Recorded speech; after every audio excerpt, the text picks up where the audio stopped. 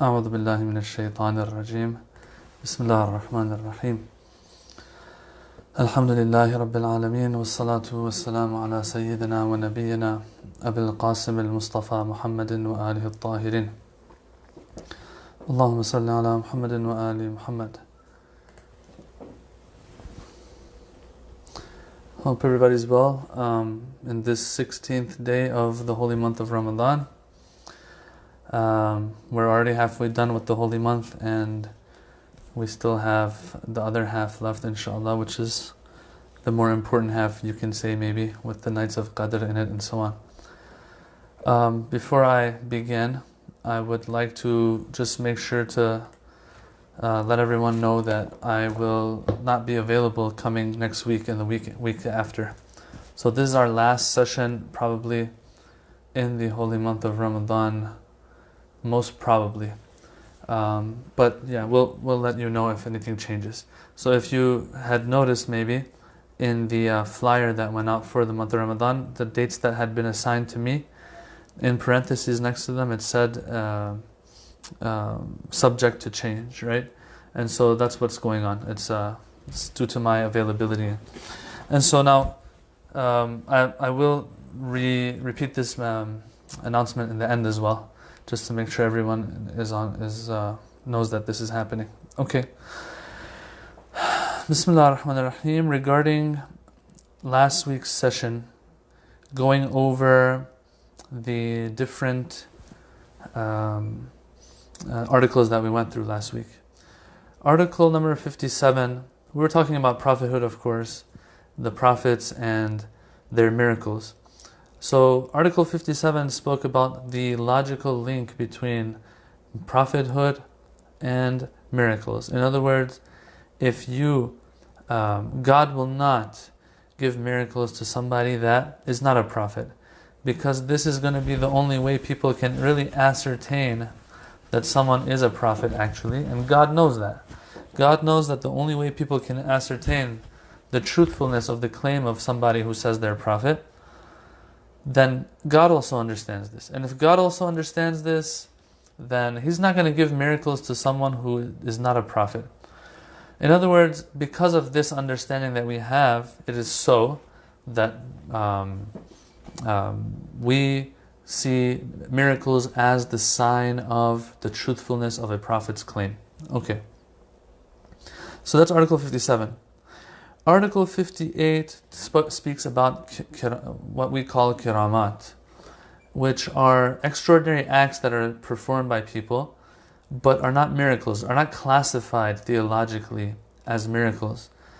For example, Lady Maryam, and how there was sustenance coming down on her. Or the story of Barkhia, I think his name was, who was able to bring the throne of the Queen of Sheba in the blinking of an eye for Prophet Sulaiman. They can do extraordinary things, but that doesn't necessarily mean that they are prophets. Now, so then what does constitute a miracle? How do we know that a miracle is a miracle? That's where we got to Article 59, where the conditions for an extraordinary act classifying as a miracle were mentioned and listed. So over there what we have is that there was like 4 or 5 conditions. Number 1 was that this extraordinary act should not be the type of act that can be taught to others. If it's something that's taught and passed down, then it's not a miracle. Why? Because miracle, the definition of it was that it has to be something that shows that you are in touch with God and that God gave you this power. If it's taught by others, that means God didn't have anything to do with it. So that's number 1. Number 2 was the fact that it cannot be contradicted or countered. If God is the most powerful entity and being out there, and He gives the power of miracles to somebody, and that somebody performs that miracle, if that miracle can be countered and defeated, then that shows that the person this guy was in touch with wasn't actually God. It was somebody else apparently who's not strong enough to beat everyone else out there. If you are going to perform a miracle, you cannot be countered by people. You have to be able to be the one that's on top all the time with your miracle. That's why, for example, Prophet Musa alayhi salam, when he threw and when he cast his staff, it devoured whatever else the Quran says of the magicians had performed and had done of sorcery, of magic. Yeah, because why? Because the source of his miracle is other than the source of the miracle of those magicians. Their source of magic was different things that they had learned and so on. But the source of the miracle of Musa alayhi salam was Allah Himself. And so it is very clear that a person who is performing a miracle cannot be countered by anyone else. Or else that will show that this extraordinary act came from something other than God. Wa alaikum assalam, brother, and welcome.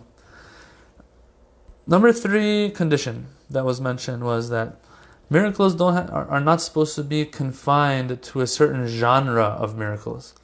If someone really is a prophet and is after convincing the people about their prophethood, then if the people are only convinced by a different set of miracles that have nothing to do with each other, then the prophet has to bring those miracles. It doesn't matter if it's not the case that a prophet can do only card tricks, God forbid, and that's enough to prove to make the point. No, not necessarily. If a prophet really is in touch with God, that means they can perform all sorts of miracles. It shouldn't be confined to one type of miracle only. Yeah. And so this is also important. Now, does that mean that prophets would actually perform different varieties of miracles? Not necessarily. What matters in God's eyes and in the eyes of the prophets is that the people who see the miracle are convinced. If they're convinced, that's enough.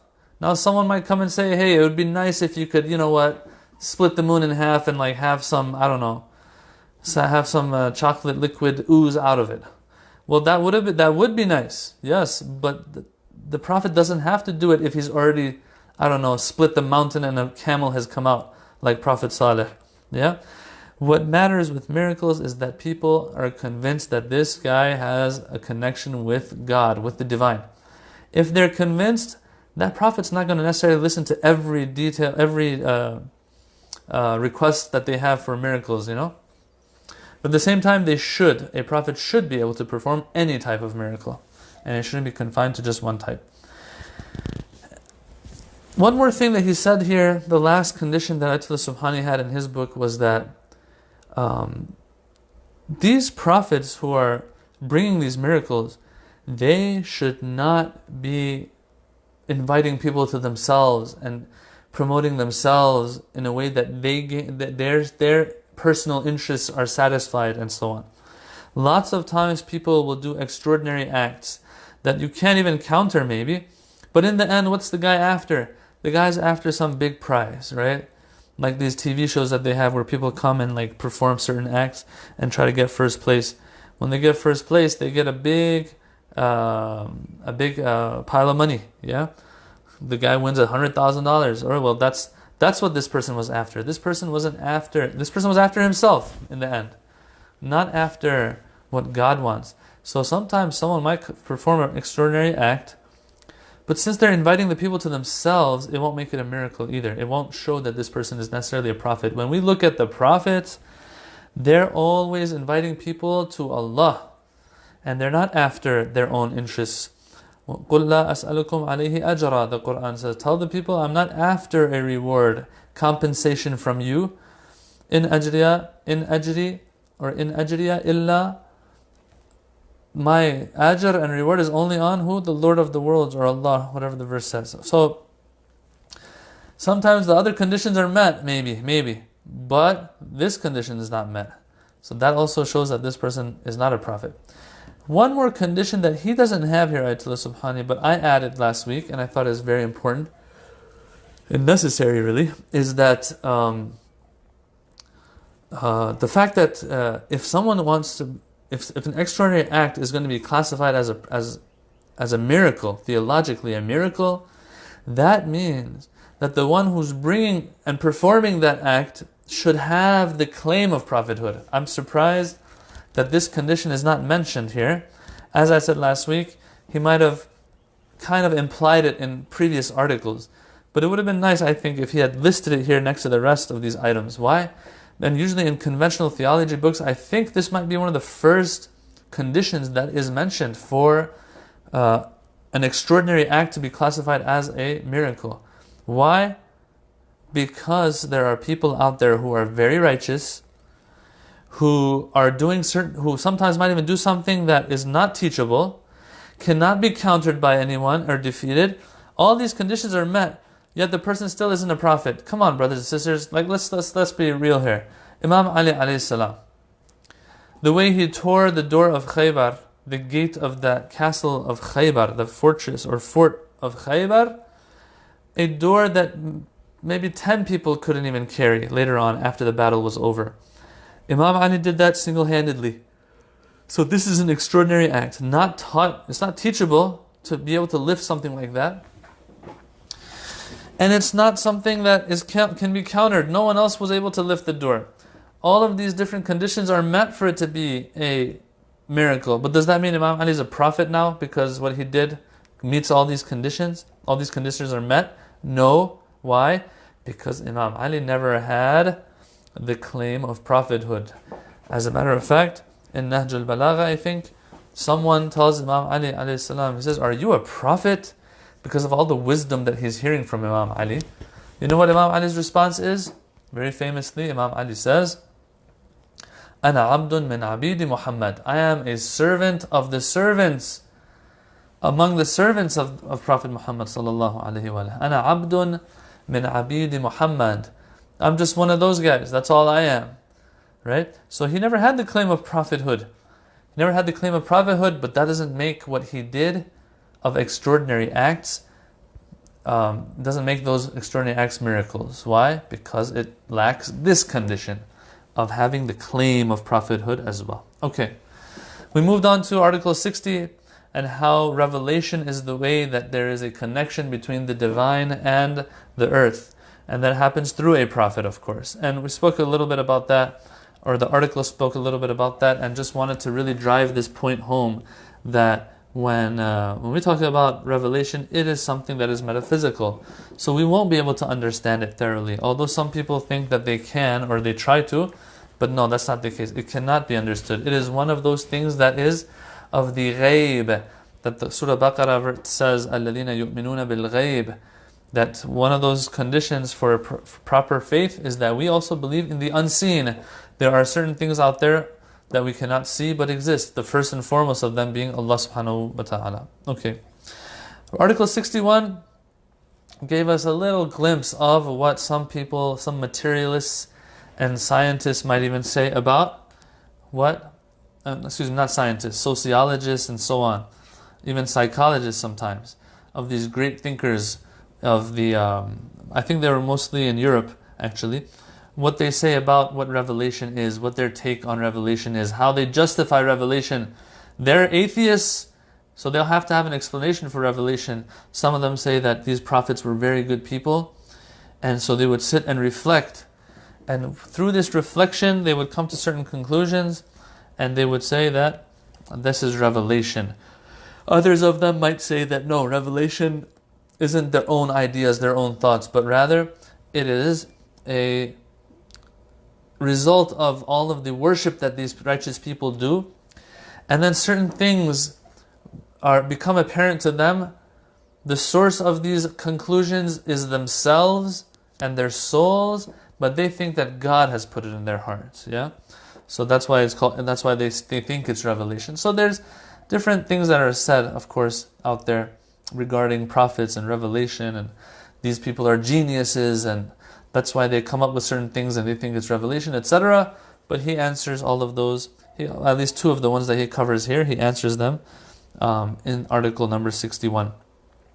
And finally, it brings us to, we're finally done with the going over what we covered last week. It brings us to the infallibility of prophets. Article 62 is where we start today.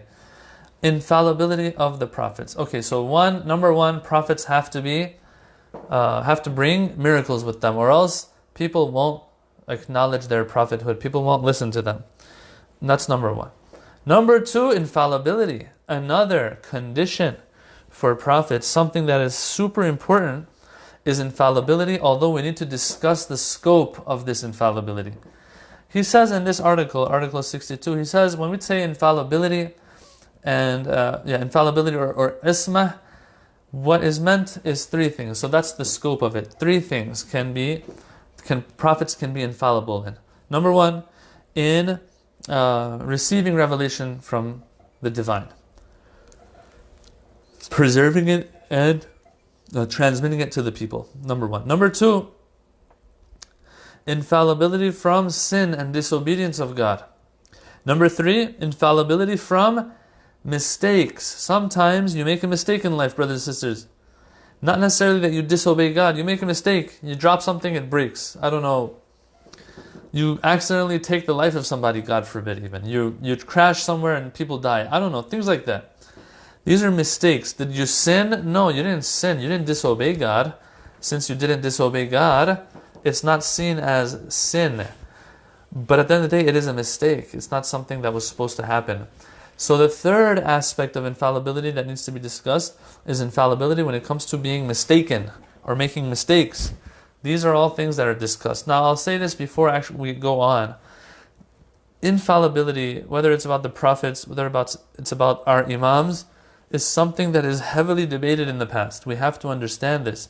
If we are sitting here today after 1400 years very easily believing that our imams are infallible or the prophets were infallible, there has been lots of theological work and many disagreements even regarding some of the aspects of infallibility. There's one aspect though that is unanimously accepted by everyone according to Ayatullah Subhani here. He says, when it comes to infallibility in receiving revelation, preserving it and eventually transmitting it to the people, this is where all prophets are going to be infallible. And this is where everyone agrees. Everyone unanimously agrees that prophets have to have at least this much infallibility, or else we have a big problem. What is the problem? The problem is that people, anything the prophet comes to you with, there's always the chance that he's mistaken. He might be wrong about it. Maybe he misunderstood. Maybe for personal reasons he didn't want to share it. Things like that. So, in order to get in the way of all of those problems and all of those things that might come to people's minds, what's for sure is that God, if He sends a prophet, that prophet's going to be infallible when it comes to receiving revelation, preserving it, and then finally transmitting it to the people. He says this is unanimously accepted. Personally, I agree with him. If you're going to have a prophet that you can't even rely on that much, then you're in bad shape.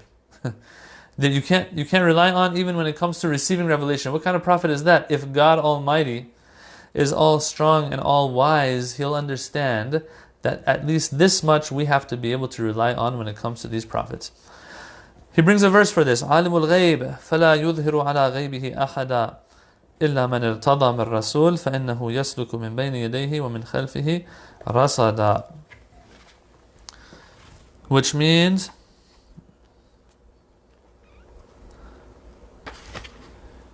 He is the knower of the unseen, Allah. And He reveals unto none His secrets of the unseen, of course, except unto a messenger that He has chosen. So what happens when He reveals the unseen secrets to His messenger? Then He makes a guard to go before him and a guard behind him. Right? So this Rasul or messenger that now has revelation, it says God protects him with that revelation. Yeah. So here he says this verse shows us that no, it's protected. This aspect of infallibility, even the Quran, he says, is being addressed. The Quran is addressing. Okay. Article 63 though goes into the second level or stage of isma, and the second aspect of infallibility, which is infallibility when it comes to sin and disobedience of Allah.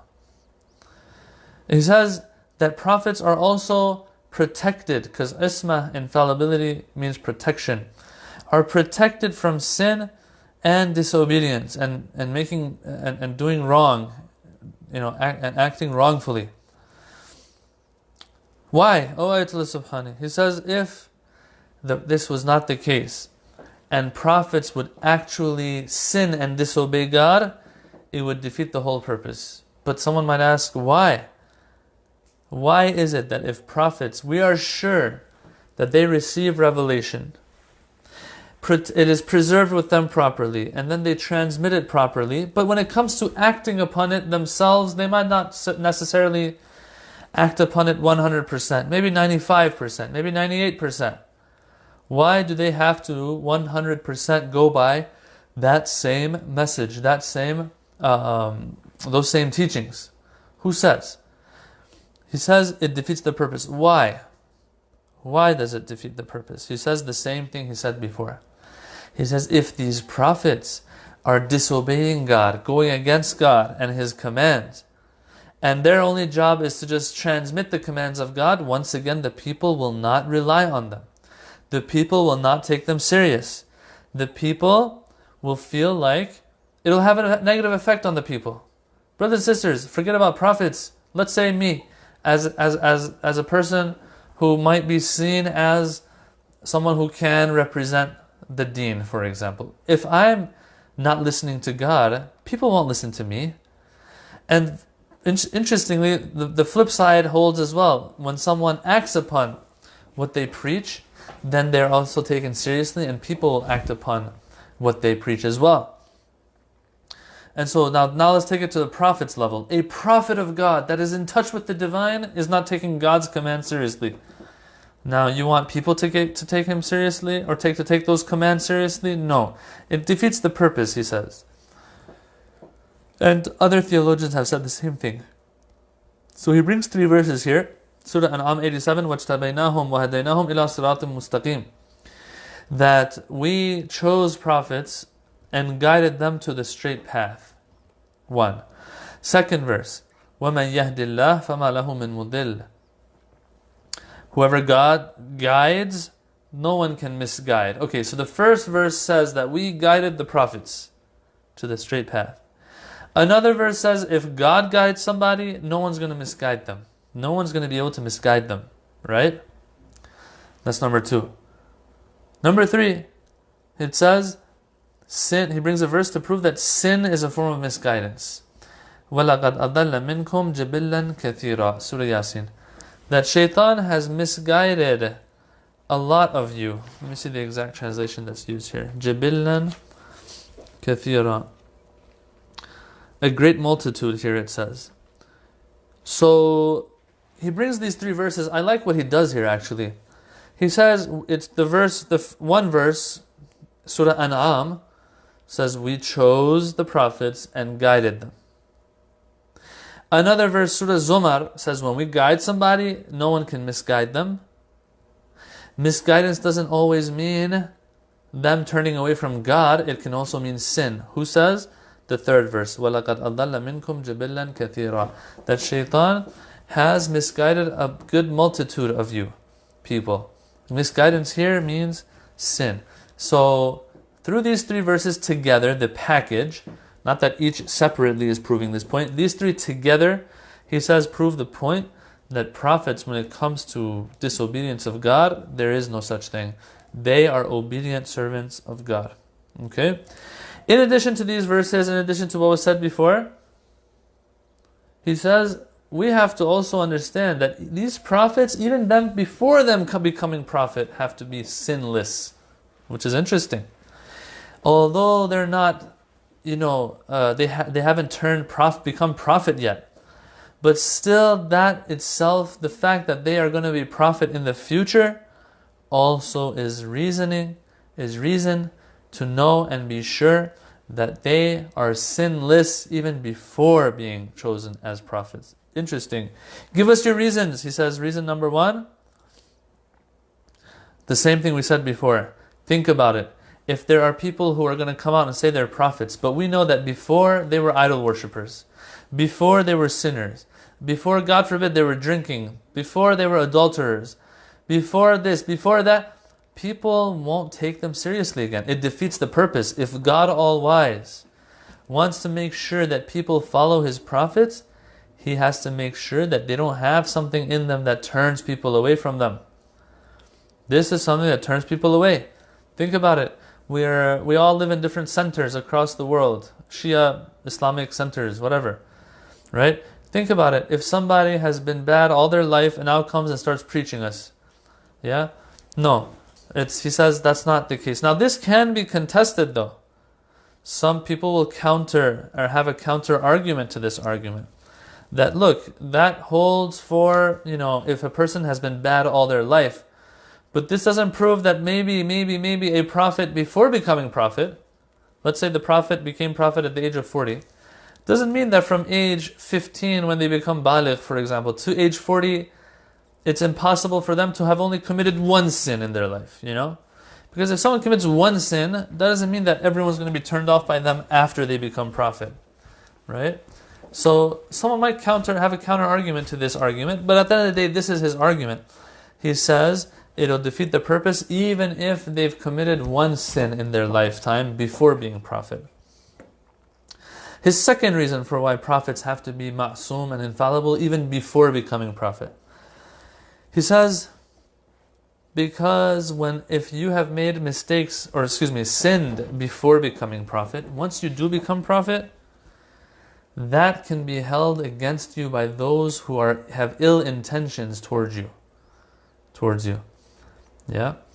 The enemies of the message of the prophets can easily come and say, people, you're following somebody who, just like you, was sinning before. How could you follow someone like that? If God is going to send somebody to us, He says, send somebody to us that at least respects the religion of God Himself before being prophet even. So he says that's number 2. Number 3 reason is that when a person throughout their life, even before becoming prophet, has been righteous and clean from sin, then what they say and do after they become prophet has a huge effect on the people, versus if they were sinning before becoming prophet. Once again, this holds if they were continuously sinning before they were prophet. But if someone has sinned once only, I don't know if this would be convincing for everyone. Yeah. So, at the end of the day, these are reasons he brings to kind of push this idea forward that prophets are infallible even before becoming prophet. Article 64 speaks about the last aspect of infallibility. So far we discussed the first aspect, which is infallibility in receiving revelation, preserving it, and transmitting it to the people. Aspect number 2 was infallibility when it comes to sinning and disobedience of God. Article 64 talks about the third aspect of infallibility, and that is not making mistakes even in life. This one is an interesting one and a tough one to prove, I will say. Until today, some people might be against this. Okay? But mainstream right now mainstream Shia school might hold that, yes, Imams are infallible even in this aspect. Prophets, are infallible even in this aspect. That they won't even make mistakes in the slightest things. So he'll give some examples. He gives 4 examples here. 4 examples here for this. He says number 1, when it comes to, he talks about 4 things. Unfortunately, the book here was worded a little bit weird, and so I felt like it's a little misleading. We want to talk about 4 things here, okay, that prophets might make mistakes in. Dissect them. Number 1 is when they judge amongst people.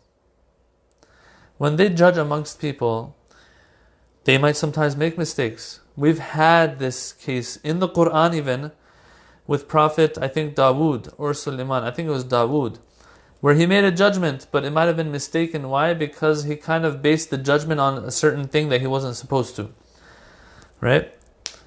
Now here, in these cases, Ayatullah Subhani explains that, look, the prophets have to go with ilm of the zahir, which means they just have to go with what they see outside. For example, Islam, when it comes to judging amongst people, Islam has a certain way. For example, let me tell you.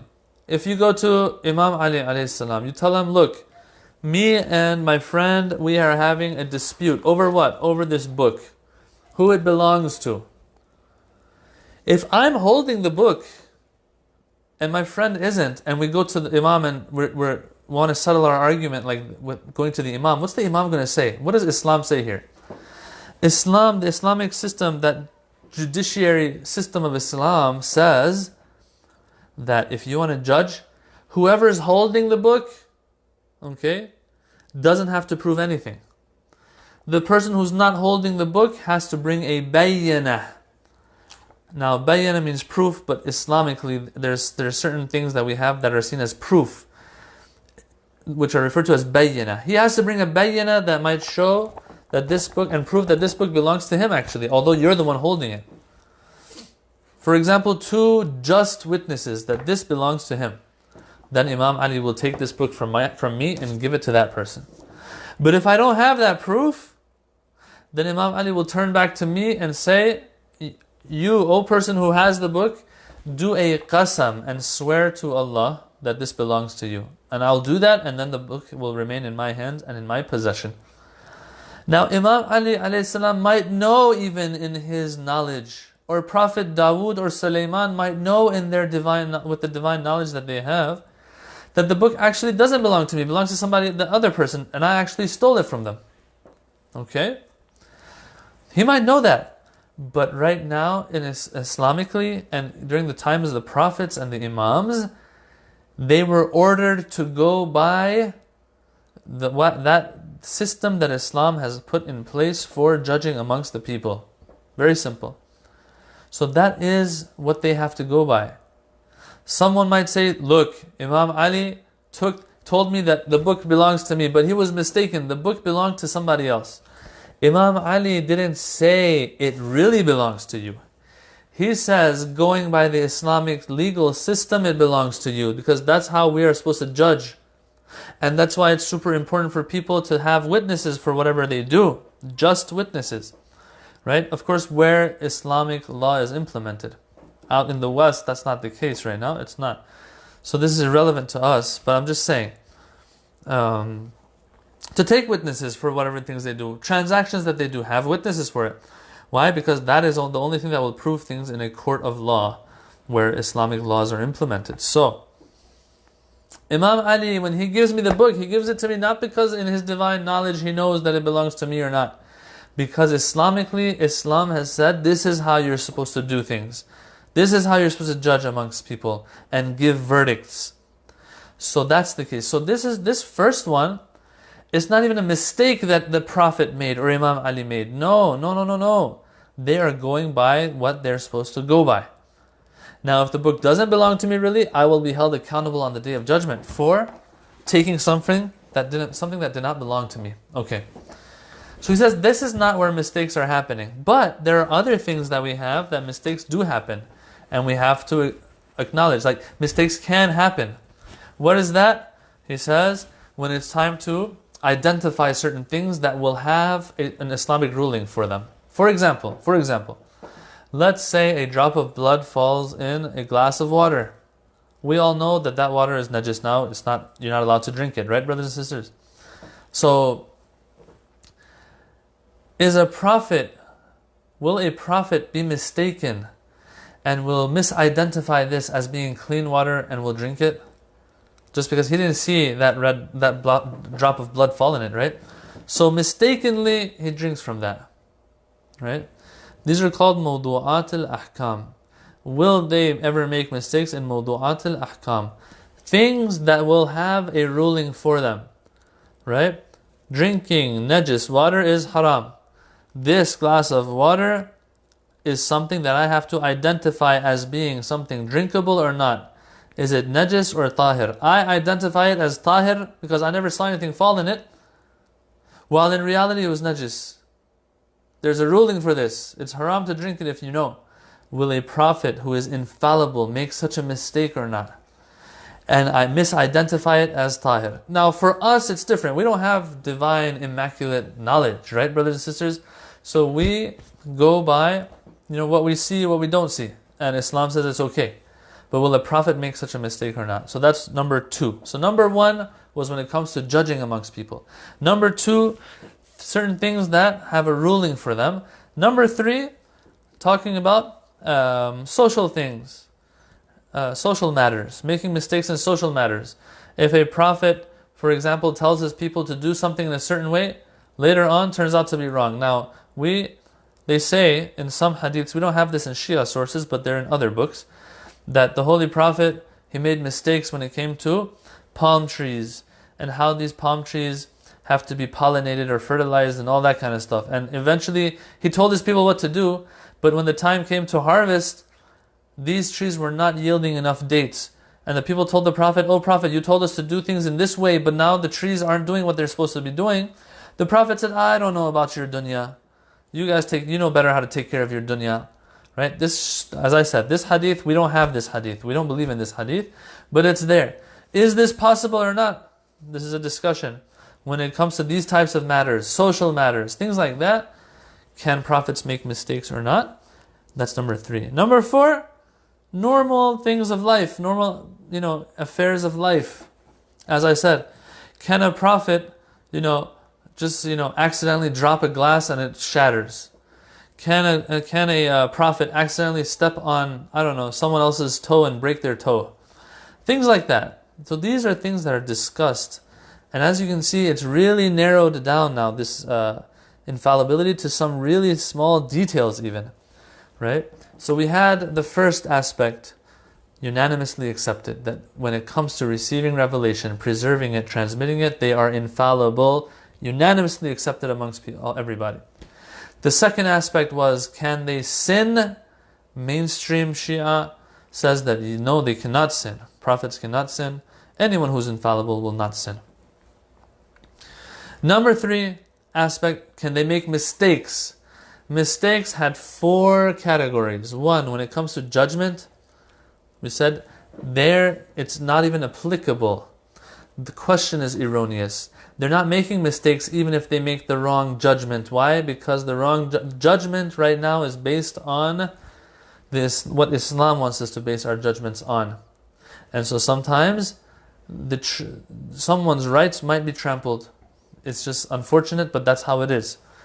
And we have to go by that. Yeah, if we know someone's rights are being trampled, we won't let that happen. But when we're not sure, we have to go by what evidence and proof provides us of the truth. Okay, so sometimes, rights might be trampled, but that's another story. Number 2, 3, and 4 were, can they make mistakes when it comes to identifying certain things that have rulings applying to them? Can they make mistakes in social matters? Can they make mistakes in normal matters of life? These are the 4. He says, those bottom 3, right? In all of these as well, no, they cannot be fallible. They have to be infallible, he says. Why? Because when they make mistakes in these things, the normal person out there, the normal lay person out there, when they notice that a prophet is making mistakes like these, this even has an effect on them taking that prophet seriously, following his commands, and living up to the message that they bring. So to this extent, Ayatullah Subhani feels that the reasoning for a prophet being infallible is strong enough. The fact that it defeats the purpose, goes against them being followed or not. Yeah? Since it goes against them being followed properly, this argument is so strong for him that he can even use it for slightest mistakes in life, even if it means stepping on someone's toe and hurting them. Okay? Now, as I said before when we started this article, Article 64, infallibility in all 3 aspects is not unanimously accepted by everybody. The first aspect, it's unanimously accepted, but the second one, seldom you'll find people who disagree with the second one, which is sin. But the third one, sometimes you will find that, no, even big ulama might have a difference of opinion there, because they're not convinced that necessarily a prophet has to have reached the point where not even a mistake that small will occur for them. Well, so there's a lot of discussion here and a lot more details, but we're going to skip all of that because he hasn't addressed them in this book. As I said before, I've explained before, this book is trying to keep things concise, just trying to get across what mainstream says. Yes, I would say mainstream Shia might even go as far as saying that prophets won't even make the slightest mistakes in their life. But yeah, there are some questions that we'll address later as well regarding some mistakes by prophets. All right, article number 40 or 65 says that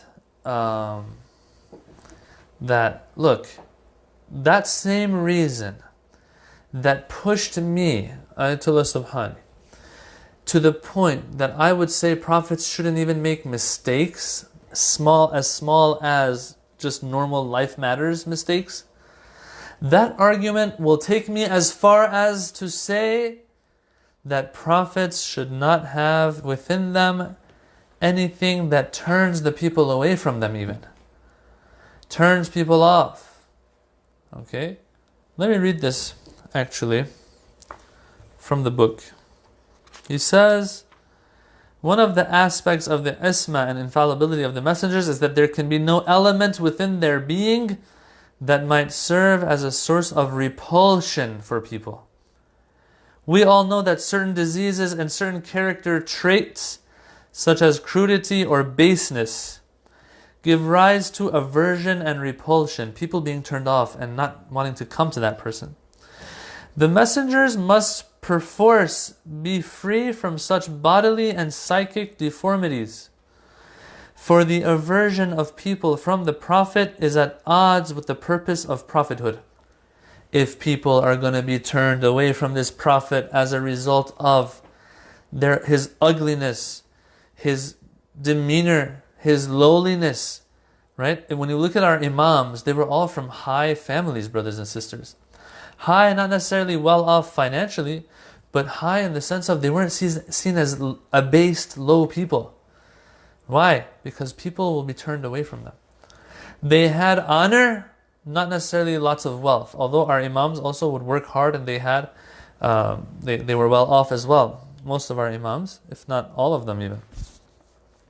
They lived very humble, simple lives, but they were well off and they were helping their communities with the wealth that they had. So now anyway, what I want to say here is that what Ayatollah Subhani is trying to say is that it's at odds with, it defeats the purpose of prophethood. The purpose of prophethood was that there's a message that this individual is bringing to the people and the people have to come to them for it. But now the people are not coming to him for it. It makes sense. To be honest, I'm convinced with this one. Now, what extent is that going to be? Does that mean that they have to be like, they have to have looks like celebrities and Hollywood looks and like be very, very, not have dark complexions and stuff like, no, not necessarily. No, they're normal people at the end of the day. But they shouldn't have certain negative traits that are so negative that it turns people away from them, repels people from them. Thus, let us note, he says, that intellectual judgment functions here in the form of a disclosure of a reality. That's right. And what he's trying to say here is that this is something that, once again, our common sense brings us to. The fact that a prophet cannot have such traits. Or else you won't find in the Quran, brothers and sisters, anywhere that it says prophets shouldn't be ugly. Or should not be, have certain diseases that makes people run from them. Yeah? He said the Quran doesn't have anything like that. Who tells us that this is a condition? Our own intellect. We understand that this is the case, let alone Allah. Allah will understand even more than us. That a prophet cannot have these problems. Or else people will not come to them anymore. Now here someone might say, we have a question actually. Brother says in the Quran, it seems like the prophets did make mistakes, but Allah corrected their mistakes. This is what we'll talk about, as I said. This is something that we'll have later, inshallah, for our next session. Okay? I'm going to end after I finish this article, actually. It's important. Here we have a footnote. Ayatollah Subhani has a footnote. Yeah. Where he says... So he said, he brought up the word diseases, right?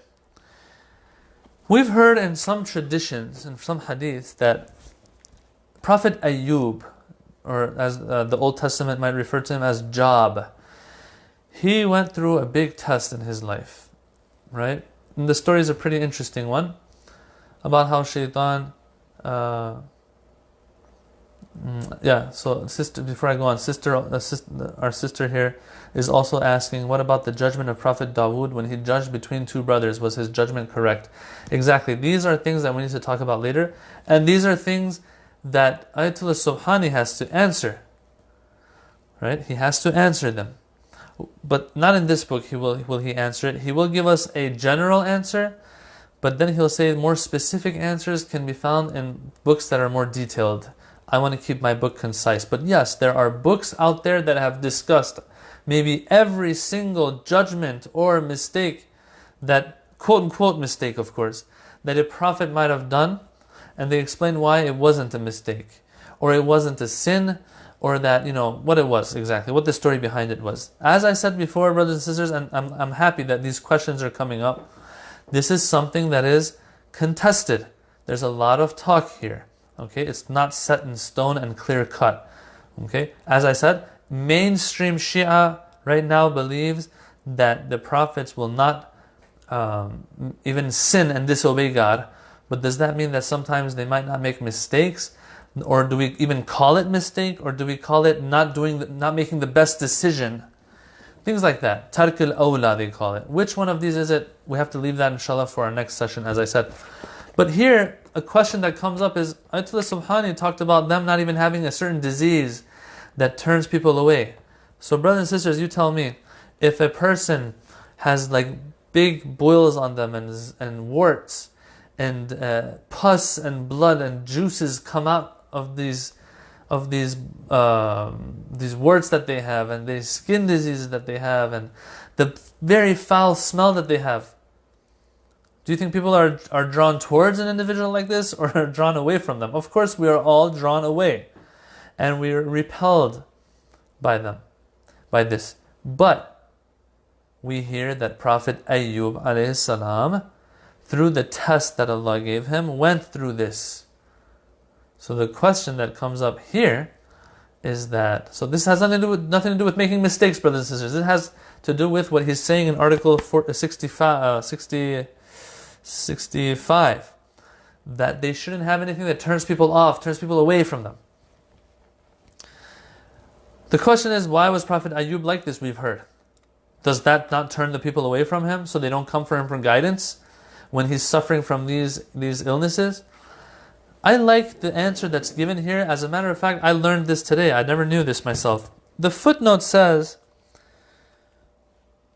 therefore, some of the reports after Ayatullah Subhani explains, and he says that prophets can't turn people away with certain diseases they might even have, or certain traits they might have, and things like that. He says, therefore, some of the reports concerning Prophet Ayyub relating to his undergoing the trial of various repulsive diseases are not only in direct contradiction with the decisive judgment of the intellect that, look, a prophet cannot be in a way that they repel people from them, but also stand in opposition to various sayings of the Imams. So it goes against what we've concluded with our intellect, one, and two, goes against other hadiths that we have, some of these reports. So apparently these reports are not coming from proper Shia sources, the ones that say Prophet Ayyub had certain diseases that turned everyone away from him. Okay, well, can you share some of those with us? Ayatullah Subhani, he says that Imam Sadiq alayhi salam relates on the authority of his illustrious forefathers, the Imams before him, that Prophet Ayyub, throughout his illnesses, emitted no bad odor, nor did he become in any way ugly, nor did his body release any pus, blood, or other substance such as might repel people. Wow, look at that. So it's as if this idea of prophets not being infallible, or this has nothing to do with infallibility, prophets, this idea of prophets not being repulsive is an idea that the Imams wanted to drive home amongst the people. And that's why they're coming here kind of exonerating Prophet Ayyub of this of this maybe this bad image that he's being tainted with, really. And trying to make sure that people know that no, his illnesses were a lot. His illnesses were severe. He was in a lot of pain, but it wasn't anything that would turn people away from him either. No. This is very cool. I love it. Ayatullah Subhani goes on to say, or excuse me, Imam Sadiq goes on to say, it is ever thus in the way of God for His prophets and saints, never to be a source of repulsion for their people. People distanced themselves from Ayyub because of his poverty and his apparent weakness, but they were unaware of his lofty station in the divine proximity of Allah. So wow, people might have been turned away. So look, I'm going to end with this, brothers and sisters. People can be repelled from a prophet for one of two reasons. One, because of things that the prophet has of traits of their body and even personality traits and things like that. That's something that Ayatollah Subhani says Allah will get in the way of. He won't let them be He won't let them be in a way that they're turned off by the prophets. Yes, they won't be maybe the most beautiful of people even. Although they say Prophet Yusuf was very beautiful, others were beautiful, but it's not like they're the most beautiful of their time. That's not a condition necessarily. But they can't be in a way that they turn people off. Sometimes, though, people are repelled for the wrong reasons. The wrong reasons. Right? God forbid, God forbid, God forbid, if a prophet smells like feces all the time, people will not be able to go to him all the time, will not feel comfortable. And that's a justified reason to not spend too much time with that person. But poverty, just because a prophet is poor, just because a prophet is going through tough times, just because a prophet is speaking truth. Prophet Nuh alayhi salam, after hundreds of years, was only able to, they say, bring in a handful of people to embrace the faith of monotheism and tawheed. Yeah? Others were repelled by him for the wrong reasons. So God isn't going to get in the way of that part. We have to understand. When we say that God is going to make the prophets in a way that people are not repelled from them, He's going to make them in a way that they're not repelled from them, like physically and stuff like that. Those are okay.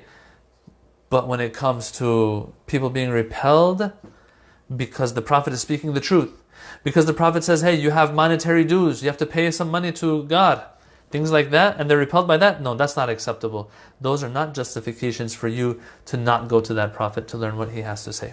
Yeah.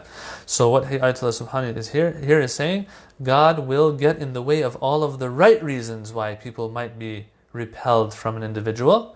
Make sure the prophets don't bear such traits so that people can comfortably go to them and ask them their questions and learn the religion and the teachings of the religion from them. Okay. That is Article 65. Article 66 goes into the actual question that some of you had a few minutes ago, about, okay, if they don't make mistakes and all that, then why is it that we see that there are lots of verses that might imply mistakes or mistakeful judgments that were made by these prophets who have infallibility? We'll have to talk about that next session. Wa alaikum assalam, Brother Abbas. Welcome to our session. We're almost done, actually. So anyway, I just want to say one more time, I said this in the beginning as well, that the Ramadan flyer for Mizan live sessions, which came out in the beginning of Ramadan, the dates that were assigned to me, those were subject to change or even cancellation, and I'm not going to be available for the next couple of weeks, and so probably after Eid and after Ramadan is over, I'll be continuing my sessions, but Sheikh Mahdi's sessions will be going on according to the flyer, inshaAllah ta'ala. So make sure to tune in to those as well. As I've said before, share these videos with whoever you think needs to hear them. They will be uploaded later as well. There's a YouTube channel too. People do message me here and there talking about how they want to learn more about Islam and stuff. I think these sessions are very informative for them. Not too deep, but not too superficial either. So whoever you feel really needs these discussions, let them know so that they can follow as well. I know that a lot of people don't have the time to tune in when it's happening live, but alhamdulillah, lots of people are, giving us feedback about, how they're getting a chance to follow them later. So we thank Allah for that. So inshallah, from start of next week, I will not have my session on Tuesdays all the way till after Ramadan ends. Yeah. And inshallah, I hope everyone has a wonderful Ramadan and a wonderful next half of Ramadan, and makes the most of their nights of Qadr, keeps us in their du'as, keeps the Institute in their du'as, and that they are safe and healthy and sound, and that they have a wonderful Eid as well. Thank you very much once again. As I said, we will discuss the questions you were asking in the following articles because he has addressed them there, inshallah. Wassalamu alaikum wa rahmatullah.